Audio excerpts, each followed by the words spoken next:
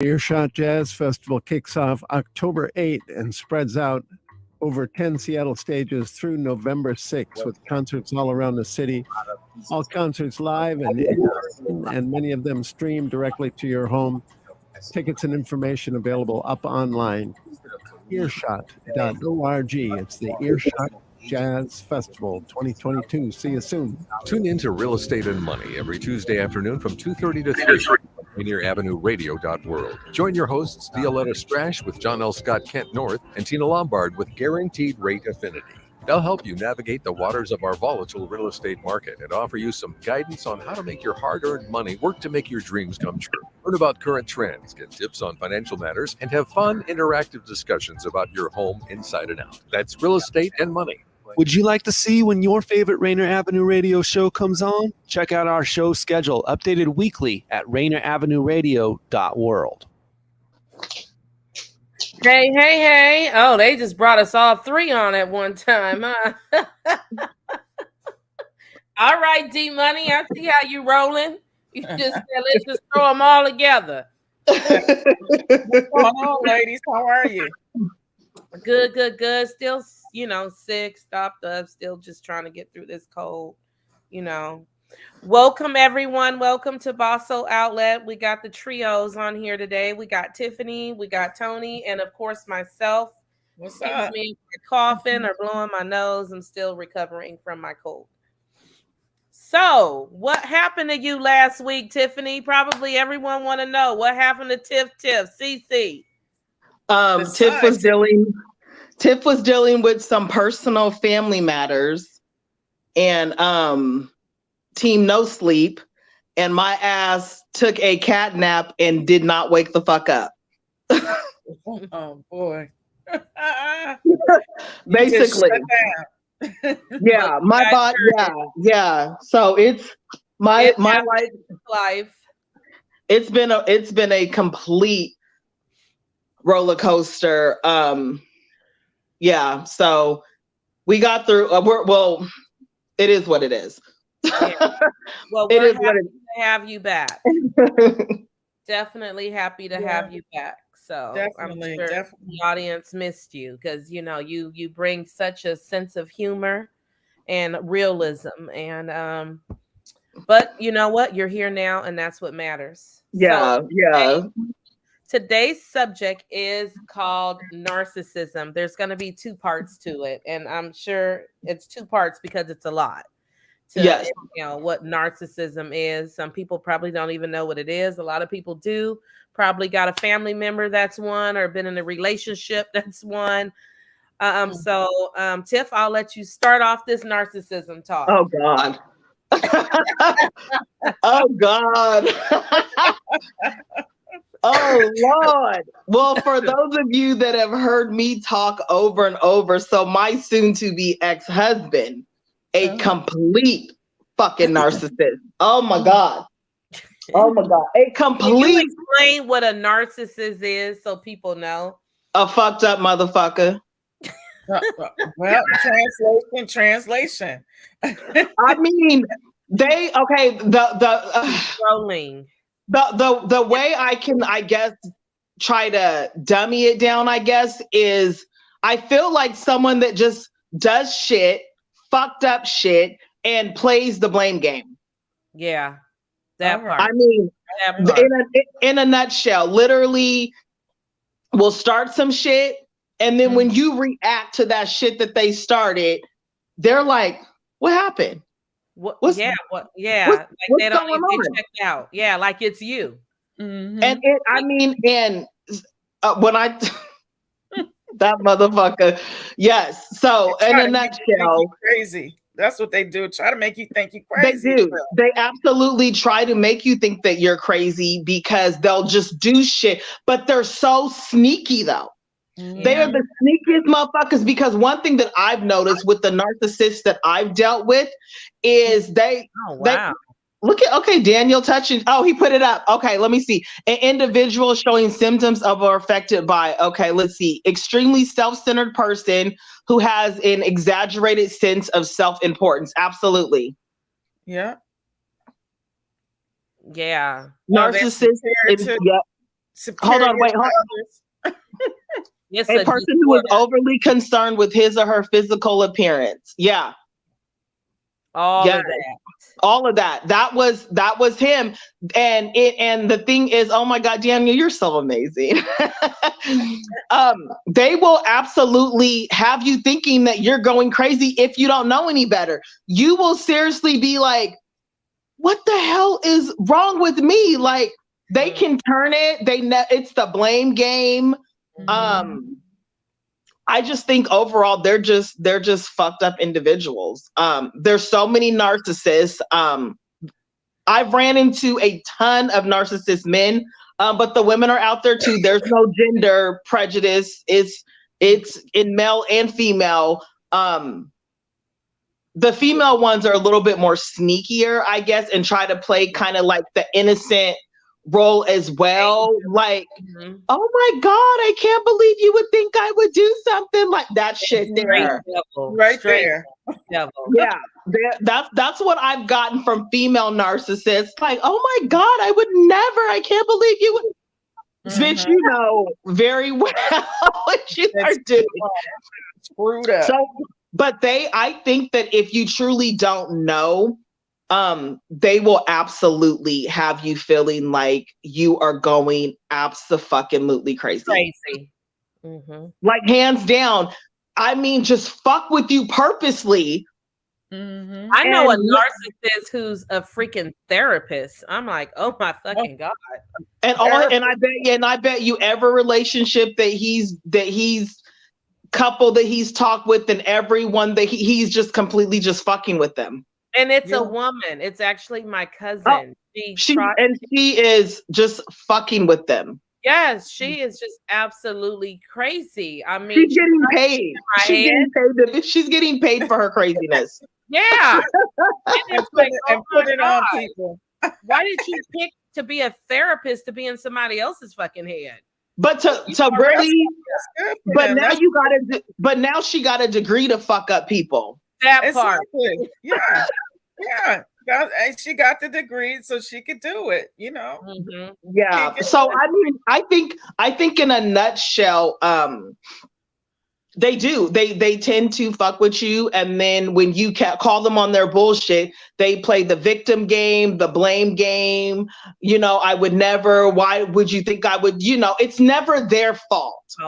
It's never ever. I've never had never take responsibility. Ever, absolutely never. It's something that you did that led them to why they act this. It's literally always something. So the crazy one. You the crazy one, and nobody likes you, and everybody know you crazy. Yes. You know, you just don't know that they talk about you behind your back. The most fucked up, like literally, your business is going nowhere. Oh, like literally, that was my ex. I mean, you were right there he was right there from the beginning, from the time he named my business. My business is called Finesse for You Boutique. He named my fucking business. Really? And he absolutely named my business. And the minute that I was like, I cannot deal with you anymore. Your business is gonna fail. Your business ain't gonna be shit. Okay. Okay. Oh, wow. Okay. You know what I mean? It's like upside down. But he was the main one at the grand opening. Well, first of all, Ebony, he put on a whole act. Did he?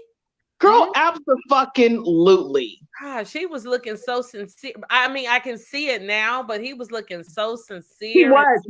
When I look back at the video you posted, like, Ebony's like, there go her king. How proud are you of Tiff? And he's like, I'm so proud of her. And Ebony's like, go ahead, there go her king. And I'm like,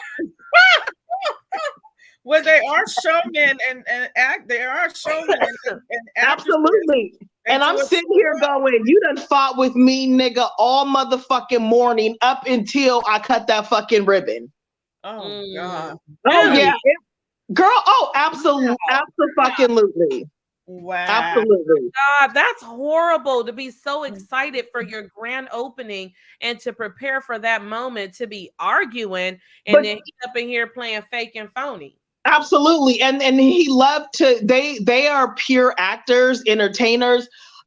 They never want anyone to see them. You know what it reminds me of? I remember one time we were arguing. Mm-hmm. It was him, and he didn't know that my best friend was there. And I'm always you're always telling your friends, about the shit. And of course your friends want to, go, they want to side with you.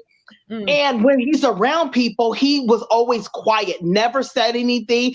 Babe, do you need anything? Do you want me to run here? That was always him. So one day she came over and he did not know that she was there. And he started acting a whole fucking donkey.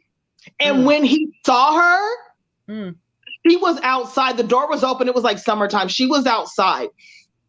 When she came in, it was like a toddler, like a child that was doing something and you kept telling them don't do it. And then when they get caught, they're like, oh shit. Yeah. That was his reaction because wow, he made sure that he only terrorized the household. Wow. And once she saw that, I'm like, for me, I was like, it's getting harder and harder for you to hold that in because you're not this nice person. You really are a fucked up person. And it's getting harder and harder for you to hold that shit in. That's the whole act you got to hold up. You got to, you got to hold up to that. And then it started getting to the point to where I almost would be like he would black out because he was so fucked up. And he got to the point to where it's like he wouldn't see anybody around. And he would just go off and they would be like, that is not the motherfucker that was just on his hand and knees just loving on you 2 seconds ago. And I used to always be like, this is a whole fucking act. Oh my God. Ebony saw it that one time when you came up to LaDonna's and remember?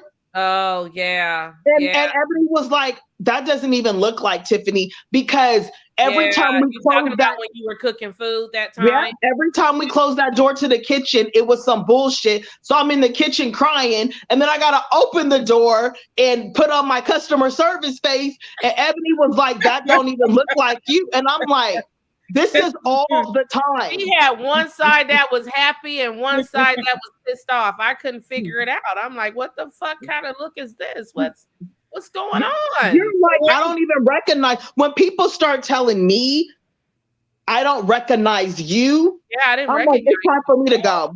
It's time for me to go. When they're like, Tiffany came out like she just been in a battle. I'm like, little do you guys know it is a constant. You look like you was just ready to kill something now. Because we'd open those doors and it would just be like, hey, how are you guys doing? How can we help you? And then as soon as the door would close, you know what? Fuck this shit. And it's like, that's crazy. Wow. He would argue and fight with, let me tell you how crazy this fool was. And then I'm gonna be done. He would argue and fight with me all night. And then wake up Sunday morning, throw on his suit, grab his Bible, and go to church.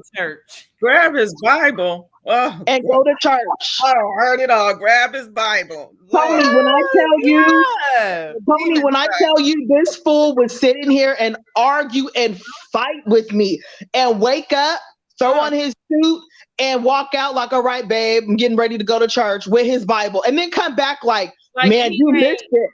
He'd be like, service was so good. I'm like, I'm surprised the damn building didn't burn down when you walked in, devil. Exactly. Because that's so yeah, no, is. And the thing is, I dealt with him. I was with him for 10 years, so I can spot narcissist behavior. And the minute I spot that shit, I'm like, I gotta go. You don't gotta show me no more. So yeah, you don't gotta show me no more. And it will fuck with you because you will think, like Tony said, you'll think you're going crazy. They will have you believing you are losing your shit. That's a long time, Tiffany. That's 10 years of commitment of enduring that. That's okay, because let me tell you, you were battling cancer. I'm about to throw the biggest divorce fucking party. Oh my God. You gotta have one after that nutcase. I know. I'm surprised I'm not on like hardcore fucking drugs after that shit. I'm telling you, straight up. Yeah, it was. It's like a lot. If you doubt, absolutely. He is definitely like Dr. What the hell was that with Eddie Murphy? Dr. Doolittle. And Professor Nutty Professor. That is like Yeah, definitely. Dr. Jekyll, Mr. Hyde. Day and night, he would never let you see that crazy. And then he just couldn't hold it in because that's truly who he was. He really is just a fucked up person. And what then did your kids think about him? My kids absolutely hated him. Oh man! Yeah. And they When had they would- crazy. When they would hear his truck pull up, because his truck was so loud, when they would hear his truck pull up, they immediately would go in the room. Immediately. Oh my If God! they were in the kitchen and we were in there talking and he came out the room, they would go in their room. The whole time, that's just how it was. And when people would be like, oh my God, Alan's so sweet, my kids would just roll their eyes because they would know. Yeah. They would know. They knew. They're like, he is giving us hell at home. And literally the final straw, I think, for me was one day, real quick, me and my girls were in the kitchen. He wasn't home. Me and my girls were in the kitchen, and my daughter said to me, my youngest, who was like my baby, she said, Mama, do you know, it killed me. She says, do you know why me and Sissy don't like Alan? And I said, why don't you guys like him? And she says, because he always makes you cry. Oh, wow. I was done. I was done. I told that motherfucker, I'm done. Now you're fucking with my kids now. yeah. Because it affects them and their relationships. So they don't need to keep seeing negative relationships. Because there's nothing healthy about this. Absolutely. Like, you want to be an example to your kids. Like, you know, they're going to do what they want to do, but you definitely don't want them to think that that's normal just to stay with somebody. So no, that was the final when I finally said, I'm like fucking my kids up. I'm done. Yeah. And I have not looked back since, and we are happy. I call ourselves the Three Amigos. Yeah, you do. And I'm so proud of you too. Your journey is just remarkable. Yeah. I mean, it's every day is a struggle with how he tried to fuck me over, but it's gonna all work out. Yeah. I hear you. Don't forget a shout out to Rainier Avenue Radio. Yeah. Oh my God. I can't believe I forgot. Well, I had to play your position last week and I got it all wrong. Like, let me give a shout out to Daniel with Rainier Avenue Radio. Daniel, thank you for continuously opening up this platform. Yes, so Rainier Avenue Radio, check us out. Facebook, Instagram, Twitter, Twitch, YouTube. Thank you, Daniel, and we love you. Thank you, D Money. Yes. And congratulations on your thing today. I wish I could have came, but I'm just all kind of. You know what, Ebony? Out of anybody that I deal with, I know hands down, if you could have made it, you would have been there. So that's not even. I already know. Yeah, I had to close down shop. I'm so messed up. Yeah, no, I already know. Tuesday, I had a temperature and everything on here trying to hold it together. I was looking at the show. I'm like, whoa, I was really seemed like I was high off something. I was a whole hot mess. I didn't even know. I was trying to let Tony lead, and she was waiting on me. I'm like, let me get this energy. And then you like, where the hell is Tiffany? Exactly, missing in action. I guess something probably came up with her family. She just got a lot going on. Is what it's a lot. But I mean, I just feel like I am just under attack right now, and I'm just like, well, I guess we go into battle because. Well, you're the strongest soldier. I know that for sure. Yeah. You have to. Not that you want to, but you will go through the battle if you have to. I will. And I'm just like, it is what it is. I'm getting through. So yeah. Well, I'm proud. Life has to go on. You know what I'm saying? My kids is like, we hungry. We ain't got no. You cooking? You gonna feed us? I'm like, when life throws you, no matter what life throws you, when you got babies, you still got to take care of their asses. So you got to get up, you got to get dressed and go out. That's right. Yeah. So no matter what, it's like I was in this slumber for like a week, and then I'm just like, okay, Tiffany, like just snap out of it. So, and I'm not, but I know I have to work because there's bills and shit. So you still gotta function. Yeah. Even though shit's going on in the background, it's like you still got to get on camera and smile. So that's what we doing. And I still got on makeup and lashes I'm still dressed from the event because it was over. It was supposed to be over at 7, but we were done at like 7:30. Oh, okay. Wow. I know it turned out fabulous. It was amazing. Yeah.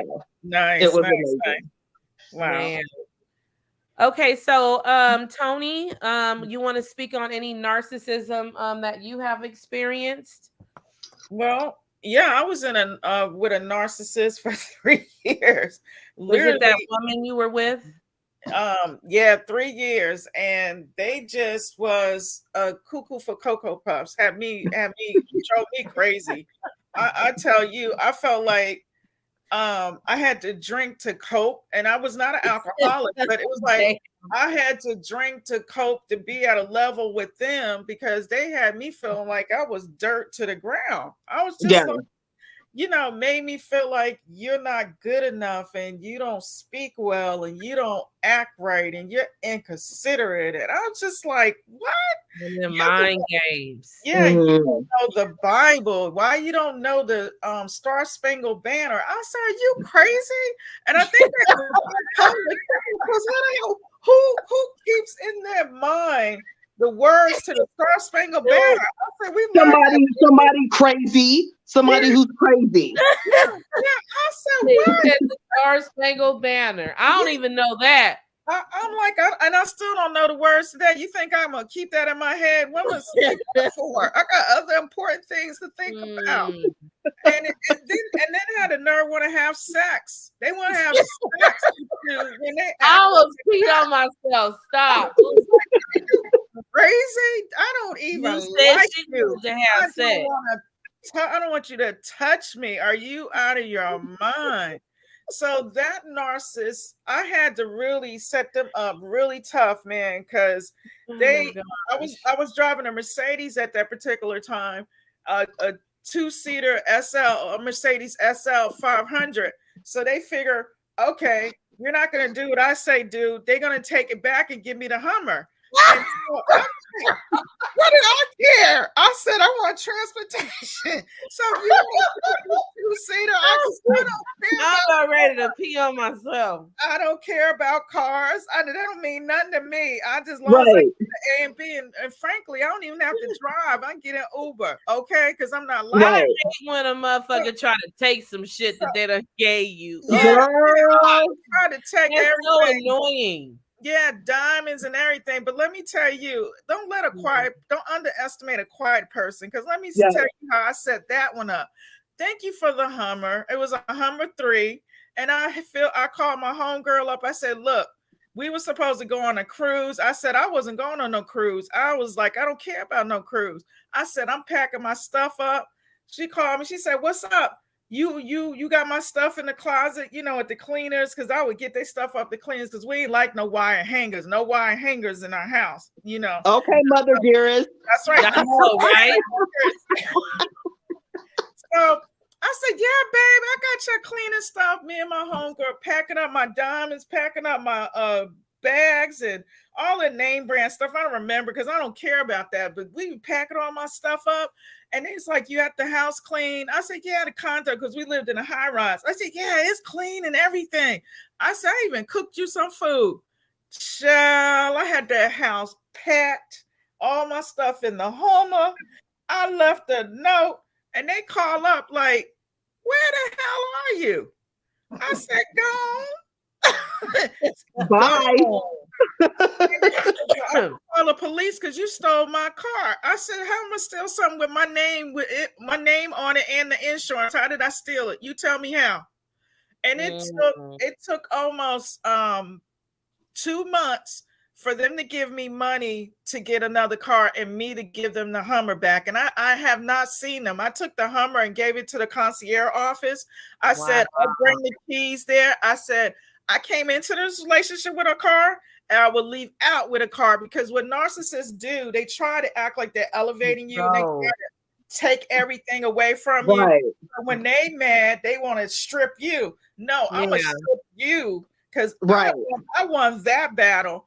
And we never talked again until recently. I found out that their mother had passed, and I'm not a cold-hearted person. I knew how close they were to their mother, so I said, I'm sorry about your loss. and we cool today. But I said, anytime I see that type of behavior, I'm gonna go off and I'm not gonna be with you because they're crazy, just crazy. Yeah. Mm-hmm. And you would have thought they were like the best person in the world because they were so calm and fun. Yep. They always looking for compliments. They would give anybody their shirt off their back, but they super insecure. They're the most insecure and depressed. I noticed, like with my ex, he was severely depressed, but very insecure, the most insecure. If you just seen a random guy on the street and they just would be like, hi, just speaking, just randomly, you know, hi, where do you know them from? Did you go to school with them? How do you know them? Why would they say, how do you, oh my God. Oh my God, that's interrogation. That whole interrogation. But you're right, Tiffany. They're very insecure, and they put that on you because I was a little bit taller, and I think they wish they were taller. So they were trying to make me be shorter. I'm just like, what the hell?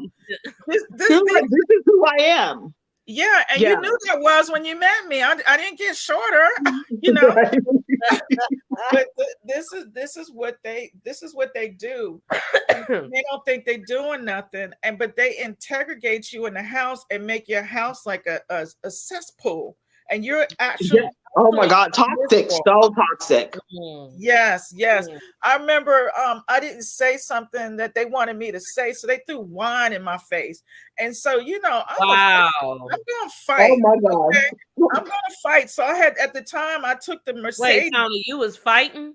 Oh yeah.